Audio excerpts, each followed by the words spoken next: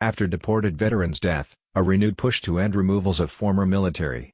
Austin, Texas, although he works to keep the border secure, Customs Officer Robert Mosqueda says a law that deported his military veteran father and kept him out until his death is completely wrong.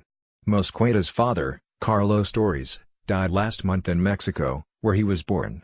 His family brought his body back and Torres, a Vietnam-era veteran, was buried on U.S. soil with. "I see it as completely wrong," Mosqueda, 34, an officer with Customs and Border Protection on the U.S.-Mexican border, told NBC News on Wednesday. "I believe this is a law that should be changed," Mosqueda said, adding that only non-citizen veterans who commit the most serious crimes should be deported. Mosqueda said he is not completely clear on the details, but his father served 4 years on a drug conviction. Mosqueda said his father told him he was driving the car with a friend who committed the crime, but his father was unaware that was his purpose. Although Congress took some small steps last year to tweak the federal criminal justice system and ease some sentencing mandates, veterans' deportation was not part of the legislation. Trump campaigned, in part, as an advocate for victims of crimes committed by immigrants and their loved ones. "My dad, he knew that it was wrong what they did. He never hated the government and he would say it is what it is and deal with the consequences," Mosqueda said. "But he loved this country more than Mexico. They deported him, but deep inside, he was an American."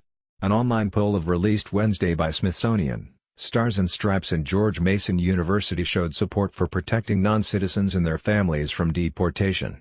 Stars and Stripes invited its 23,000 digital subscribers to participate in the poll. Of the 1,031 who responded, 922 of them veterans and 109 active duty, 87% said non-citizens serving in the military should be immune to deportation. On the other hand, 65% said they support the use of the U.S. military armed services at the U.S.-Mexico border to prevent people from entering the U.S. illegally. Active duty military did not do customs checks, apprehensions or drug seizures while at the border, but did help repair fencing and other barriers on the border. Several bills have been filed in Congress addressing deported vets. The one with the most Democratic supporters was filed by Representative Raul Grijalva, Democrat Arizona, who said he'll reintroduce his bill, the Veterans Visa Protection Act. The American people spoke loud and clear in November they wanted action on immigration, and that includes fixing the shameful practice of deporting those who served in the armed forces, Grijalva said. Protecting veterans shouldn't be a partisan issue. Another bill introduced last session was filed by Representative Vicente Gonzalez, Democrat, Texas. Torres' family lives in his district. It was co-sponsored by Representative Don Young, Republican, Alaska. Carlos Torres served this country, and in return, this country failed him, Gonzalez said in a statement last month. He fought for a home that turned him away, and in the end, he never saw that home again. There is no excuse for this. No military service members should die in vain. Hector Barajas, a deported veteran, was allowed to return to the U.S. after he was pardoned by outgoing Governor Jerry Brown of California. Some advocates are pushing for other states to do the same, since prospects from immigration reform in Congress are uncertain. He founded the in Tijuana, Mexico, has become a citizen and still works to stop veterans' deportations. "Any veteran can go back to the U.S. when they die," Barajas said. "The worst part is, not only do you come home, but then you are honored as a veteran even when you weren't allowed to come home. You honor veterans by taking care of them here when they are alive." He's optimistic that with Democrats in control of the House, progress will be made on the issue. "We have to work on getting some Republicans on board. If we can, it will move things along," he said. The cause of deported veterans has yet to be part of the central agendas of nationally recognized veterans groups, but there are efforts to pull in the support of the politically influential veterans of foreign wars, American Legion, disabled American veterans and the Iraq and Afghanistan Veterans of America. At the local and state level, groups are trying to build support to push for reform of the 1996 law that made legal residents deportable after committing certain crimes, including drug possession crimes. Wednesday night, a San Antonio American Legion local chapter signed a resolution that opposes deportation of honorably discharged or retired veterans who have committed nonviolent crimes and calls for the return of those who have committed nonviolent crimes to be returned. It also calls for non-citizen veterans to be allowed to become citizens within 5 years of separation from the military.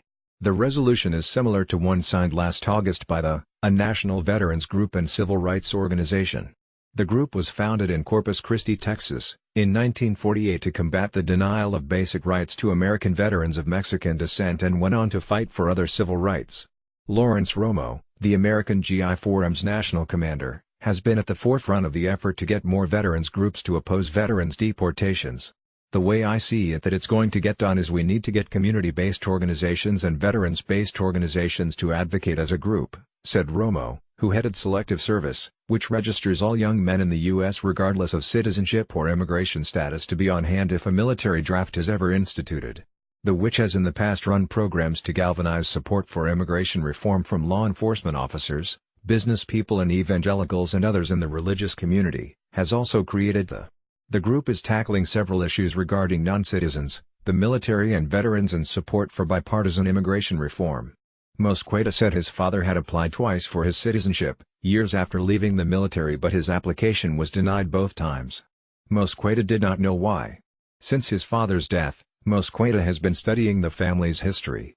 Like other families from Texas and living on the border, the history of who was born on which side is unclear, but Mosqueda said that his great-grandmother was an American citizen, born in Texas. Correction, January 3, 5 p.m. ET. An earlier version of this article misstated the last name of a U.S. military veteran who was deported to Mexico and died there last year. He was Carlos Torres, not Carlos Mosqueda. Suzanne Gamboa is a national reporter for NBC Latino and News.com.